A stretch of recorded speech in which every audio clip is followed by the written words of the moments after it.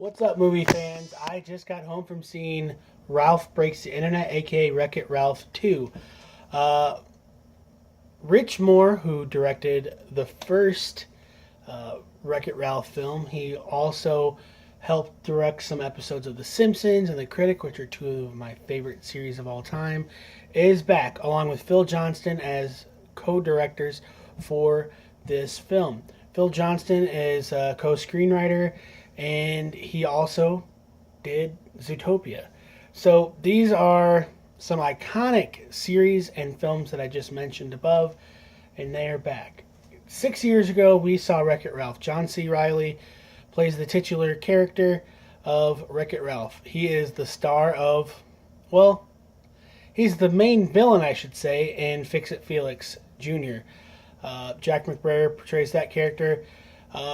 That's pretty much well established. We already know that he is this big, brutish force who enjoys nothing more than his everyday task. That is until one day he has some changes happen. If you've seen the first movie, I'm not going to go over the big, plot point of it. But in this movie, Vanellope, played by Sarah Silverman, and Ralph, they're best buds. They've gone through some crazy, crazy experiences. And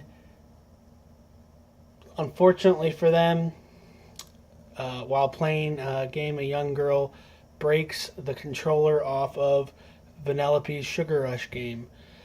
This is a blessing and a curse, I guess you could say. They are trying their best to figure out a way to not get unplugged from the arcade and have an entire game be thrown away, scrapped for parts. This is the first 20-30 minutes of the movie, so it's not giving away too much that you haven't already seen in the preview. It gives Vanellope, kind of some introspectiveness, as well as Ralph. They've kind of been only friends with themselves, and it kind of helps them be open up to what exactly is out there, not just in the arcade, but in the internet. That's right. The last the last plug in the surge protector is a Wi-Fi router.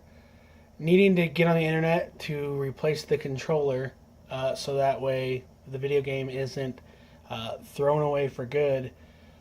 They go on an adventure like you wouldn't believe. Only in the Wreck-It Ralph universe could happen, and it's a pretty interesting film. The previous film was very influenced by, I would say, games like Halo and Pac-Man, a little Street Fighter here and there. Now you get a lot of those references in this, but they're much more cut back. This is more of an internet-based heavy film, along with the cute culture video games that are more prevalent now. This is internet-based. There's a little girl, bless her heart, who said, "Oh, YouTube, BuzzFeed, blah, blah, blah," the whole movie, that was sitting next to me. And you could definitely tell this is a new generation, even if it's only been 6 years. These kids are more hyped over YouTube videos than they are, Sugar Rush or another video game. They would rather watch a video game be played than play it themselves. More power to you, I guess. But it's a fun movie. It's kind of difficult to top an original piece like Wreck-It Ralph. Like, I loved that movie. I just rewatched it. You should totally rewatch my review, and you can watch my 2012 review if you'd like as well on my YouTube channel if you subscribe. But they didn't want to do a complete carbon copy of the first film, and there's some new adventures to be had. Did I relish in this movie as much as the first one? Not really, but I really enjoyed it. I thought it was really good. They kind of had a bunch of characters over and over, like the Disney princesses, which you see in the preview. That was probably like my favorite part of the film because I love Disney princesses. There's some references to Vanellope being a princess, and you get just little teasers of all these princesses, and it makes me want to rewatch all of those movies. Which, by the way, if you want to see my reviews, I recently re-reviewed Princess and the Frog and Tangled. I'm gonna go and rewatch Little Mermaid soon, but you can watch. You pretty much type in any Disney film, any movie, and I probably have done a review of it. But these characters, I really like this movie. It just wasn't. It wasn't as amazing and didn't hit as home to me as Wreck-It Ralph did. This is very, very pulp culture centric film. I don't identify with a lot of the things that it's obsessed with. That they're trying. This is like a little kid bonanza. Like, oh, all these. Oh, there's the Twitter bird. You know, like I don't feel this deep seated connection to Twitter, so it doesn't really affect me. But like 8-year-old little girls are like, yeah, Twitter birds, yes. Like if there's like an emoji movie but with Twitter birds, this is the movie for you. But I grew up with like Disney princesses and Pac-Man, so I feel it resonate with me better than, I don't know, Twitter birds. But John C. Reilly is great. Sarah Silverman, she's really good. There's a musical number that I was just like, ah. I loved it. I loved that part. I didn't dislike this movie by any means, but it didn't hit as home. There's some things though that I'm like, yes, and I laughed out loud, or I felt it, like the musical number that I don't want to spoil. That's beautiful. That's what I wanted in my Disney movie.